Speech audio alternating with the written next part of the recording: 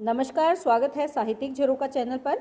आज हम करेंगे बकरी नाटक, जो कि सर्वेश्वर दयाल सक्सेना का है।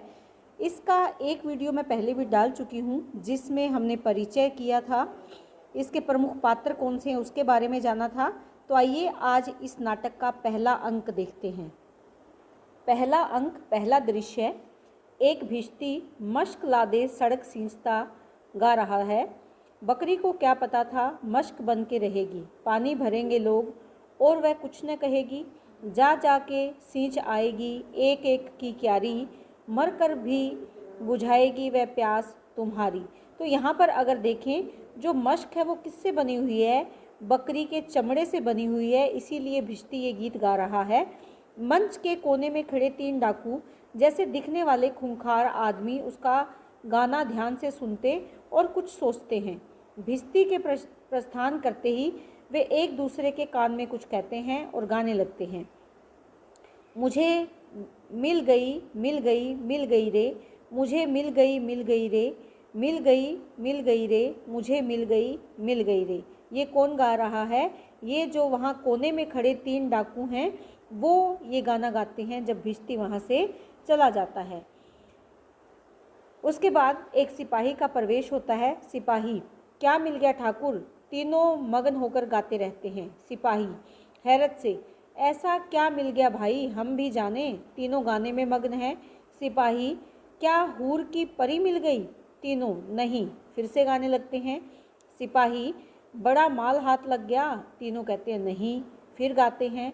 सिपाही, राजा, नवाब, सेठ, साहूकार फंस गए? प्रश्न करता है। तीनों कहते हैं नहीं, और फिर गाने लगते हैं। सिपाही, सोना चांदी की खान मिल गई? तीनों, सोना भी मिल गया, चांदी भी मिल गई, राजा भी मिल गया, बांदी भी मिल गई रे। फिर से गाने लगते हैं। सिपाही कहता है, ताजुब है, अरे कोई नया डाका डाला है। दुर्जन सिंह, होश में बात करो दीवान जी, अब हम डाकू नहीं शरीफ आदमी हैं। तीनों, और क्या? सिपाही, शरीफ आदमी? रोने लगता है।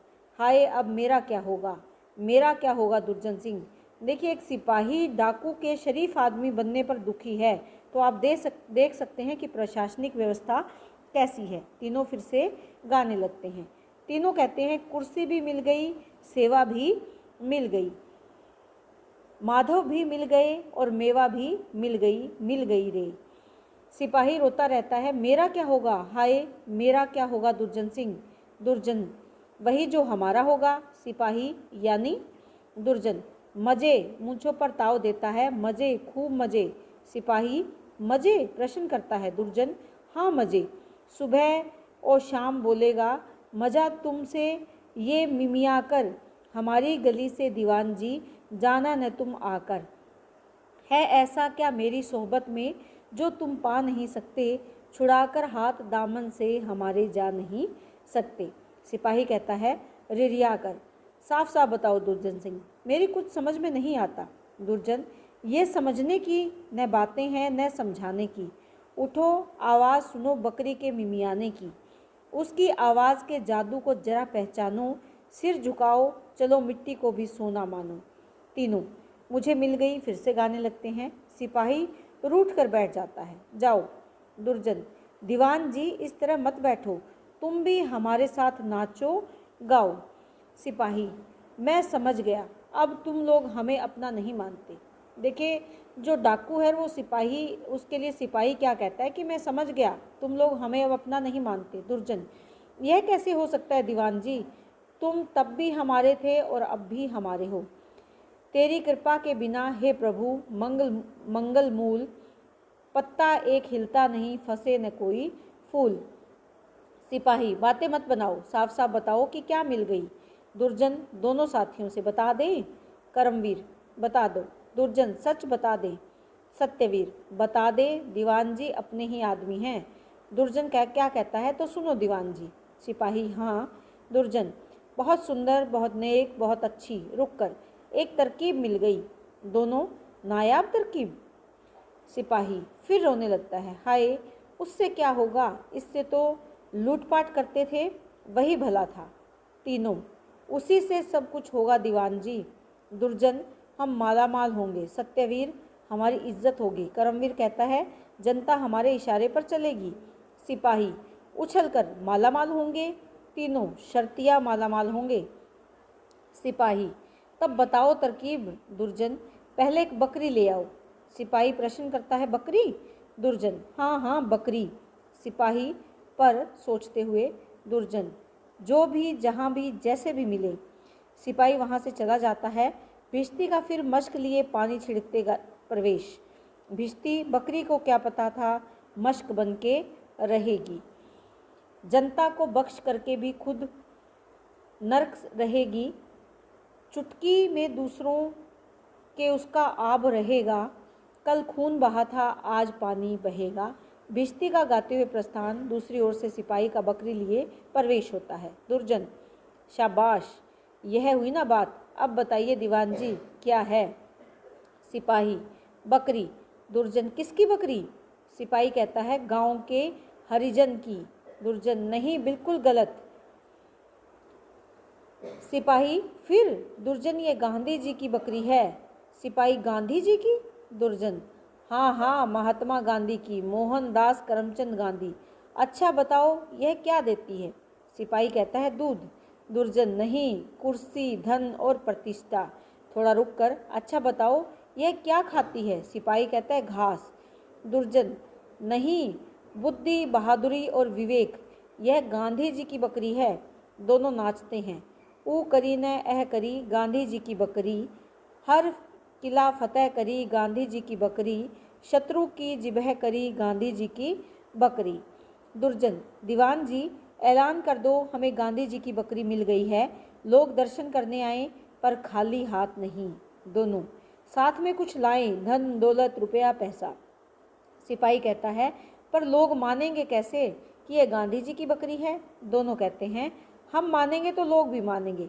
अपना मन चंगा तो कठौती में गंगा। यानी अगर हम मान लें और अगर लोगों में उस संदेश को पहुंचाएं तो लोग उसको स्वीकार कर लेंगे। दुर्जन कहता है यूं समझो दीवान जी कि इस बकरी की माँ की माँ की माँ। दोनों आगे उसी बात को दोहराते हैं। दुर्जन माँ गांधी जी के पास थी। सिपाही उछलकर समझ गया, जब कुत्तों का खानदान होता है तो बकरी का क्यों नहीं हो सकता? दुर्जन यह हुई ना समझदारी की बात। दीवान जी यह गांधी जी की बकरी है, इसकी हम प्रतिष्ठा करेंगे। तीनों मिलकर एक मंडप बनाते हैं। सामान दीवान जी लाते हैं। बकरी के गले में फूल मालाएं पहनाते हैं और उसे मंडप में प्रतिष्ठित करते हैं। मंडप पर एक साइन बोर्ड लगा देते हैं, लोक सेवा सदन। साथ गाते जाते हैं। क्या गाते हैं? सोने की छत हो चांदी के खंबे, जय जगदम्बे जय जगदम्बे। सो प्रभु जी तान के लंबे, जय जगदम्बे जय जगदम्बे। चाहे हो दिल्ली चाहे हो बम्बे, जय जगदम्बे जय जगदम्बे। दुर्जन दीवान जी अब हम जाते हैं। आप बकरी के पास किसी को फटकने न दो। कोई पूछे तो बताओ यह गांधी जी की बकरी है। हर सवाल का हल इसके पास है। दोनों पर जो खाली हाथ आए दुर्जन वह वापस जाएं। तीनों जाते हैं। सिपाही अकेला रह जाता है। डंडा उठाकर गाता है डंडा गीत। डंडा ऊंचा रहे हमारा, सबसे प्यारा सबसे न्यारा। डंडा ऊंचा रहे हमारा। सुख सुविधा सराने वाला, सुख सुविधा सरसाने वाला, शक्ति सुधा बरसाने वाला, प्रभु सत्ता का रखवारा। डंडा ऊंचा रहे हमारा। ये कौन गा रहा है?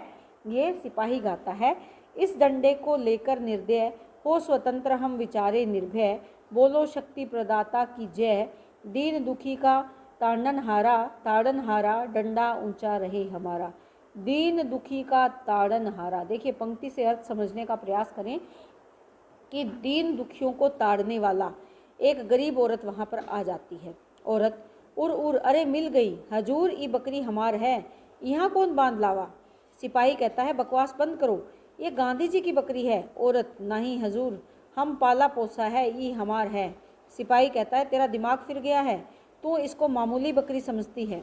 यह गांधी महात्मा की बकरी है। यहाँ से दफा हो वरना इस बकरी को बिना खाना पीना पानी दिए कमज़ोर कर मार डालने की साजिश पर भारत सुरक्षा कानून के अंदर तू हवालात की हवा खाएगी। इस बकरी की जो हालत तूने कर रखी है वो कितना बड़ा जुर्म है, जानती है तू? औरत, पर हजूर अभी तो हमारे घर पर रही, हम खिला पियाए के। सिपाही, क्या खिलाया इसको? औरत, आज आज पीपल का पत्ता छोटा लड़का। सिपाही कड़क कर, पीपल का पत्ता? गांधी जी की बकरी पीपल का पत्ता खाती है? फल खाती थी, फल। यह देख, क्या देख रही है? कुछ केले के छिलके उठाकर दिखाता है। औरत घबराकर कांपने लगती है, पर हजूर। सिपाही, जानती है कितने की बकरी है? औरत, जमींदार साहब 20 रुपये देत रहन, हम नहीं दिए। हमको बच्चों को जान से प्यारी है, हम गरीब आदमी हैं। दुई बकत दूध, यानी 2 समय के लिए हमें दूध मिल जाता है। लेकिन सिपाही कड़क कर कहता है, 20 रुपये? यह 55 करोड़ की बकरी है, भाग जा यहाँ से, नेता लोग आ रहे हैं। तो किस प्रकार एक सामान्य व्यक्ति है वो अपना जीवन जी रहा है, प्रशासन से जुड़ा हुआ व्यक्ति किस प्रकार अपनी सत्ता स्थापित करने का प्रयास करता है, या अपने डंडे के बल पर एक सामान्य गरीब व्यक्ति को और कितना ज़्यादा शोषित करता है, उसका चित्रण यहाँ पर किया गया है। तो उम्मीद करती हूँ कि ये नाटक आपको बहुत अच्छे से समझ में आ रहा है। बहुत बहुत धन्यवाद।